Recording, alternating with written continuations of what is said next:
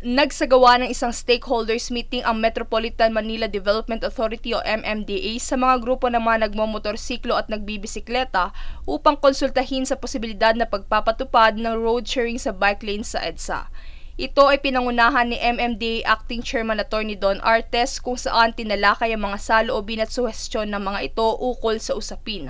Dumalo rin sa isinagawang konsultasyon ng mga kinatawan mula sa Department of Transportation, Department of Public Works and Highways, Land Transportation Office at Interagency Council for Traffic.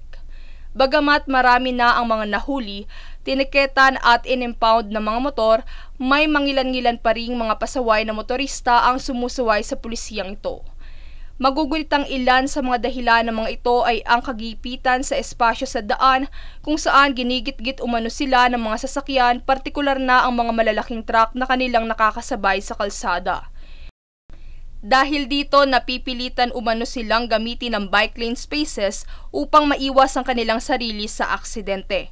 Samantala, sinabi ni Artes na ang lahat ng mga suwestyon at rekomendasyon na inilatag ay ikokonsidera upang mapag-aralan ng mabuti ng ahensya. Dagdag pa nito, tiniyak rin ni Artes na kasama sa isasagawang pag-aaral ang kaligtasan ng mga bicycle at motorcycle riders. Princess Castro, nag-uulat para sa One Media Network.